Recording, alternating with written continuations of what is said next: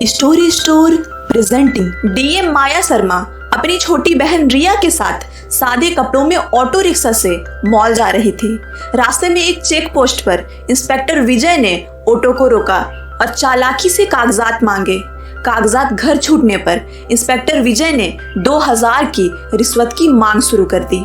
Auto चालक ने हाथ जोड़कर बोला, साहब अभी तो इतने पैसे नहीं है मेरे पास, अभी तो दिन की शुरुआत हुई है।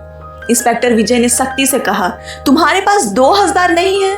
किसी भी तरह से दो, नहीं तो तेरी ऑटो जब्त कर ली जाएगी। जब ऑटो चालक ने विरोध किया तो इंस्पेक्टर विजय आग बबूला हो गया और उसने जोर से थप्पड़ मार दिया। इंस्पेक्टर विजय बोला, मुझसे जबान लड़ाता है? यह देखकर पीछे बैठी डीएम माया को गुस्सा आ गया।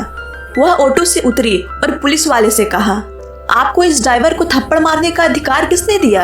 यह गरीब आदमी रोज मेहनत करता है, क्या यही कानून है कि आप रिश्वत ले और थप्पड़ मारे? सादे कपड़ों में देखकर इंस्पेक्टर विजय को लगा कि यह तो आम लड़की है। वह भड़क गया और तीखे स्वर में बोला, तू मुझे सिखाएगी कि मुझे क्या करना चाहिए? ज्यादा बकवास मत कर, वरना तुझे भी हवालात दिखा दूंगा।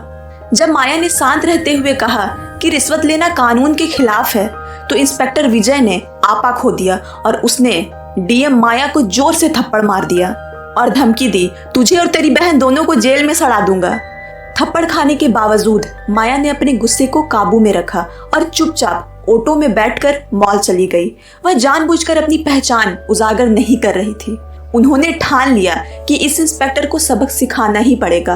अगले दिन सुबह माया ने अपनी असली पहचान छुपाते हुए एक साधारण लड़की का रूप धारण किया और सीधे थाने पहुंच गई। उन्होंने सामने बैठे इंस्पेक्टर राकेश मिश्रा से कहा, सर मुझे एक रिपोर्ट लिखवानी है। राकेश ने तुरंत टोक दिया, तुझे पता नहीं यहाँ रिपोर्ट लिखवाने की फीस 5000 लगती है? पैसे लाई है क्या तू? यह सुनकर माया की आंखें गुस्से से लाल हो गई। उन्होंने सख्त स्वर में कहा, रिपोर्ट लिखवाने का कोई पैसा नहीं लगता है, आप रिश्वत क्यों मांग रहे हैं? यह कानून के खिलाफ है।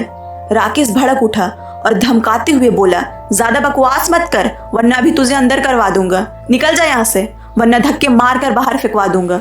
माया समझ गई कि पूरा थाना भ्रष्टाचार में डूबा है। वह बाहर निकली, अपना मोबाइल निकाला और अपने वरिष्ठ आईएएस और आईपीएस अधिकारियों को फोन किया। फिर वह दोबारा थाने में प्रवेश कर गई। राकेश ने उन्हें देखकर चिल्लाया, यह लड़की फिर से आ गई, अब तो तुझे जेल में डालना ही पड़ेगा।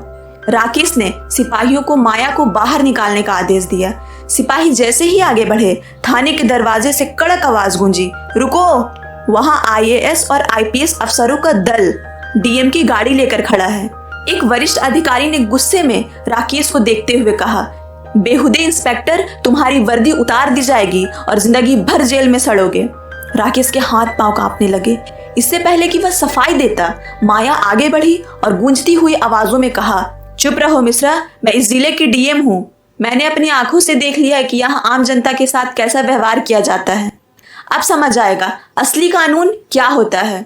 माया के आदेश पर इंस्पेक्टर राकेश को तुरंत गिरफ्तार कर हथकड़ी पहना दी गई। ठीक उसी समय इंस्पेक्टर विजय, जिसने माया को थप्पड़ मारा था, थाने के गेट से अंदर आया। उसने डीएम माया को सामने खड़े देखा तो उसके होश उड़ गए। घबरा कर वह कांपती आवाज में वरिष्ठ अधिकारियों से झूठ बोलने लगा, सर यह लड़की एक नंबर की लफंगी है। जब मैं ऑटो वालों का चालान काट रहा था तो यह मुझसे भिड़ गई और मुझे थप्पड़ मारने लगी। यह सुनकर आईपीएस अधिकारियों ने गुस्से में विजय के गाल पर थप्पड़ मार दिया और बोला, तुम हद में रहो, तुम जिनके बारे बोल रहे हो तुम नहीं जानते कि यह महिला कौन है। विजय डर के मारे कांपने लगा। तभी डीएम माया ने सीधी नजरें विजय पर डाली और गंभीर स्वर में बोली, याद है वही थप्पड़? इंस्पेक्टर विजय, उस दिन तुमने मुझे नहीं बल्कि उस जनता की आवाज को मारा था जो तुमसे न्याय की उम्मीद करती है। उन्होंने तुरंत आदेश दिया, इंस्पेक्टर विजय को गिरफ्तार करो, वर्दी उतारो और सस्पेंड की रिपोर्ट अभी बनाओ। दोनों भ्रष्ट इंस्पेक्टर राकेश और विजय को हथकड़ी पहनाकर बाहर लाया गया।